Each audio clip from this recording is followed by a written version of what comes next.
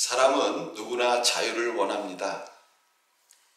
오늘 우리는 감옥이라는 좀 어둡고 무거운 단어를 생각해 보려고 합니다. 혹시 여기 앉아 계신 분들 중에서 감옥을 좋아하시는 분들이 계십니까? 감옥 가고 싶어 하시는 분 계세요?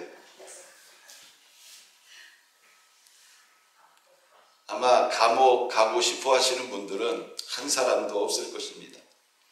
자, 감옥은 사람들에게 원치 않는 공간입니다. 사람을 고립시키고 또 무력하게 하고 또 고통의 장소라고 생각하기 때문에 그렇습니다. 억울하게 갇힌다면 그 마음이 어떠하겠습니까? 그 억울함은 이루 말할 수 없을 것입니다. 그런데 성경을 보면 하나님께서 사랑하시는 사람들을 때로 감옥과 같은 시간으로 이끄신다는 것을 알게 됩니다. 오늘 본문에 나오는 요셉도 그렇습니다. 아무 잘못이 없음에도 불구하고 감옥에 갇혔습니다. 하지만 그 감옥은 단순한 형벌의 장소가 아니라 하나님의 섭리가 숨겨져 있는 장소인 줄 믿으시길 바랍니다. 우리 인생에도 감옥 같은 시간이 있습니다. 내가 원치 않는 장소, 피하고 싶은 장소. 하지만 그곳에서 하나님은 우리를 준비시키십니다. 보디발의 아내의 거짓 고발로 요셉은 감옥에 갇혔지만 여호와께서 요셉과 함께 하시고 간수장의 인정을 받게 됩니다. 자, 그러면 요셉에게 있어서 감옥이란 무엇일까요? 요셉의 삶에서 감옥의 의미는 무엇일까요? 이 시간 같이 한번 살펴보려고 합니다. 첫 번째로 억울한 고난의 자리였습니다. 자, 우리 19절, 20절 말씀 우리 같이 다시 한번 읽어볼까요? 자, 19절, 20절. 자, 시작. 그의 주인이 자기 아내가 자기에게 이르기를 당신의 종이 내게 이같이 행하였다 하는 말을 듣고 심히 노한지라. 이에 요셉의 주인이 그를 잡아 옥에 가두니 그 옥은 왕의 죄수를 가두는 곳이었더라. 요셉이 옥에 갇혔으나. 자, 요셉은 보디발의 집에 노예로 팔렸습니다. 그런데 그곳에서 열심히 일했고 정직하게 일했습니다. 그 결과 가정의 총무가 되었습니다. 모든 보디발의 집을 관리하는 이런 사람이 되었습니다. 그런데 이 보디발의 아내를 통해서 누명을 쓰게 됩니다. 그 누명은 요셉이 자신을 겁탈하려고 했다는 것입니다. 요셉은 억울하게 감옥에 갇힙니다. 자, 요셉이 감옥 안에서 두 눈을 감고 누워서 가만히 생각을 합니다. 가슴 깊은 곳에서 올라오는 분노, 또 슬픔이 섞인 한숨이 길게 뿜어져 나왔습니다. 억울합니다. 정말 억울하지요. 자신은 여주인에게 손끝 하나 대지 않았습니다. 오히려 하나님 앞에 죄짓지 않으려고 여주인이 자신의 옷을 잡았을 때 그 옷을 벗고 그 자리를 피해서 도망을 쳤습니다. 그런데 돌아온 것은 자유가 아니라 새 창살, 믿음의 보상 대신 감옥의 어둠이었습니다. 하나님, 왜입니까? 내가 뭘 잘못했습니까? 나는 죄가 없는데 왜 내가 이런 일을 겪어야 합니까? 감옥에 앉아서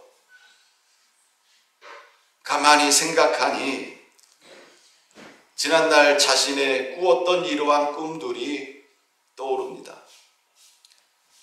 해와 달과 별들이 자신에게 절하는 이러한 꿈이었습니다.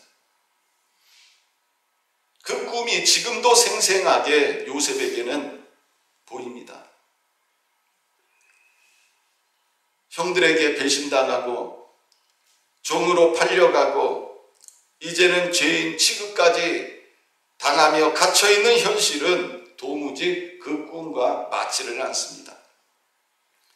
주님, 저를 버리셨습니까? 혹시 저를 잊으셨습니까? 아무리 외쳐봐도 돌아오는 것은 공허한 뿐이었습니다. 시간은 흐르지만 풀려날 기미는 보이지 않습니다. 억울함은 점점점 깊어지고 믿음은 시험에 들 위기에 놓였습니다. 주변에는 차디찬 돌벽과 잠긴 문뿐이었습니다. 사람도 기대할 만한 것도 아무것도 없습니다. 이 고난이 언제 끝날지 알 수 없는 그 막막함, 바로 그 자리에서 요셉은 외로움과 싸우면서 그래도 믿음을 지켜냅니다. 우리 인생에도 이런 순간들이 있습니다. 열심히 일했는데 오해받을 때가 있습니다. 나를 향한 거짓말이 사람들에게 진심으로 받아들여질 때가 있습니다. 선하게 살았는데 돌아오는 것은 오히려 손해뿐입니다. 어떤 공무원이 내부 고발을 했다가 오히려 인사불이익을 받는 이러한 일이 일어났습니다. 진실을 말했지만 현실은 억울함을 안겨주었습니다. 요셉도 마찬가지입니다. 여기서 우리는 중요한 사실 하나를 발견하게 됩니다. 그것은 고난이 하나님이 떠났다는 증거가 아니라 오히려 하나님이 더 가까이 계신 증거가 될 수도 있다는 것입니다. 그래서 야고보서 1장 2절 말씀에 내 형제들아 너희가 여러 가지 시험을 당하거든 온전히 기쁘게 여기라 이렇게 말씀하고 있습니다. 자, 두 번째로 요셉에게 있어서 이 감옥의 의미는 무엇이냐? 하나님의 임재를 깊이 경험하는 자리였습니다. 자, 우리 21절 말씀 같이 한번 읽어볼까요? 21절 시작. 여호와께서 요셉과 함께 하시고 그에게 인자를 도와사 간수장에게 은혜를 받게 하시매. 자, 감옥은 어떤 곳입니까? 고립된 곳입니다. 소망이 끊어진 것처럼 보이는 곳입니다. 그러나 요셉에게는 그 감옥이 오히려 하나님을 더 가까이 하는, 하나님을 더 가까이 만나는 자리가 되어졌다는 것입니다. 우리가 방금 읽었던 21절 말씀에 보면 여호와께서 요셉과 함께 하시고 그에게 인자를 더하사 이렇게 말씀하고 있습니다. 감옥에 갇힌 요셉입니다. 그런데 성경은 계속해서 반복해서 말씀합니다. 하나님께서 요셉과 함께 하셨다. 요셉이 감옥에 들어갈 때 그 감옥에 누가 따라오셨습니까? 하나님도 따라오셨다는 거예요. 우리가 생각할 때는 하나님이 축복하시면 우리를 좋은 장소로 인도하신다고 생각합니다. 그러나 요셉은 여주인의 거짓말로 인하여 감옥에 갇히게 되었습니다. 고난의 장소입니다. 요셉이 감옥에 들어갈 때 요셉만 그 자리에 있는 것이 아니고 하나님도 그 감옥에 함께 하셨다. 성경은 이렇게 말씀하고 있습니다. 하나님은 요셉이 고난의 장소에 있을 때 오히려 요셉과 동행하시는 이러한 모습을 우리들에게 보여주고 있습니다. 외적으로 보면 요셉은 자유를 잃었습니다. 자신이 살아야 될 이러한 모든 것들을 잃어버린 것 같습니다. 그러나 내면적으로는 하나님과의 관계가 더욱 깊어져 갔던 것입니다. 세상적인 즐거움은 사라졌지만 하나님과 동행하는 삶이 되어진 것입니다. 다윗이 사울왕의 핍박을 피해서 아둘람이라는 굴에 있을 때입니다. 다윗은 그때 아둘람 굴에서 하나님께 이렇게 기도를 합니다. 지극히 높으신 하나님께 부르짖으리니 곧 나를 위하여 모든 것을 이루시는 하나님이시라.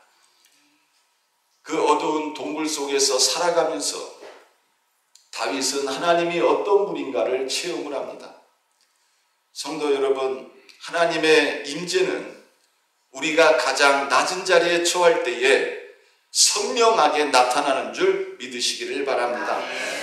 지금 눈앞이 캄캄합니까? 또 하나님이 보이질 않습니까? 기억하시길 바랍니다. 내가 있는 감옥 안에도 하나님은 나와 함께 하십니다. 하나님은 떠나지 않습니다. 감옥은 하나님과 친밀함을 배우는 자리인 줄 믿으시길 바랍니다. 우리도 인생을 살다 보면 감옥과 같은 이런 상황에 처할 수 있습니다. 몸이 아파가지고 병상에 있는 그것이 나에게는 감옥과 같은 곳이 될 수 있습니다. 또 사업이 실패한 후에 그것이 바로 나에게는 감옥과 같은 이런 상황이 될 수 있습니다.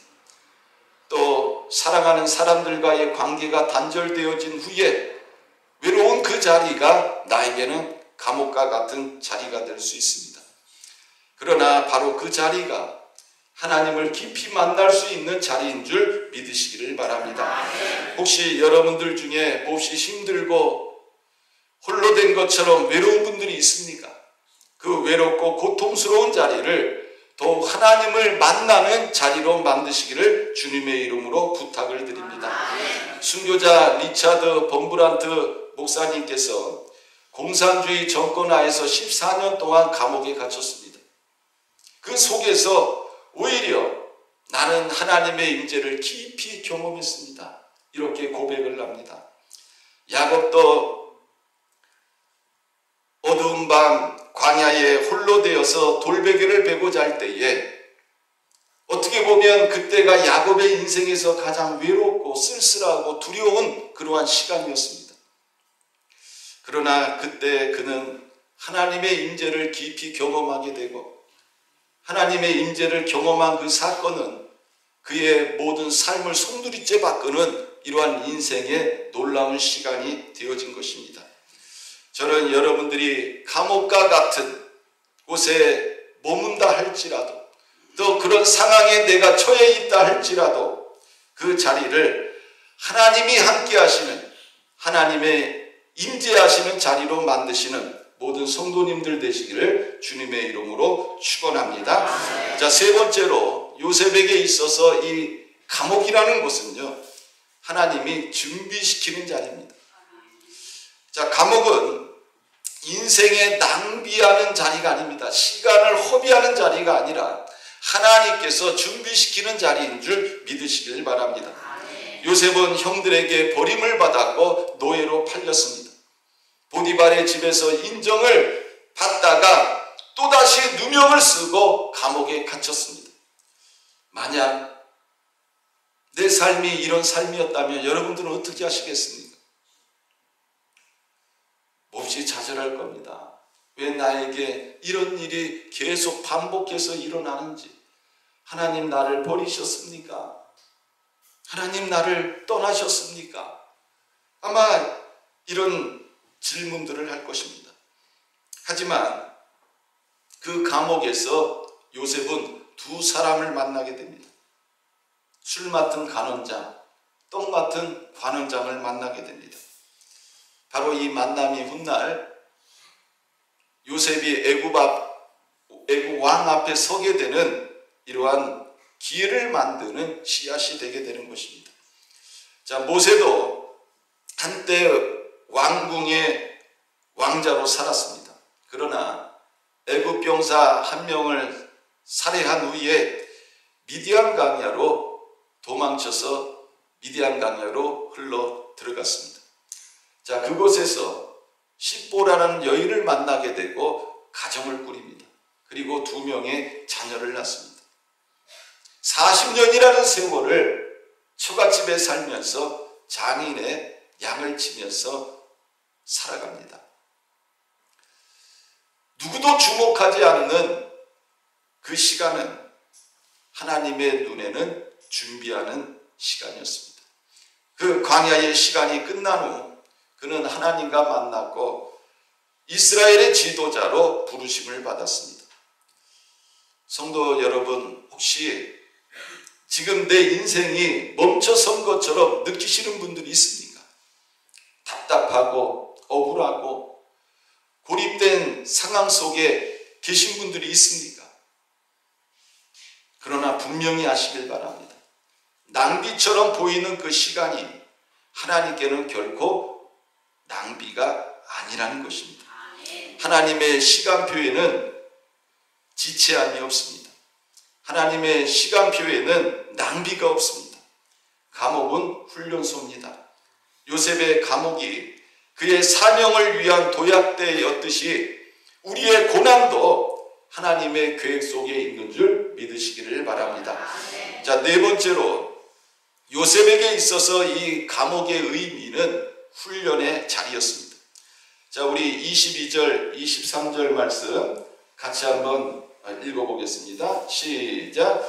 간수장이 옥중 죄수를 다 요셉의 손에 맡김으로 그 재반 사물을 요셉이 처리하고 간수장은 그의 손에 맡긴 것을 무엇이든지 살펴보지 아니하였으니 이는 여호와께서 요셉과 함께 하심이라.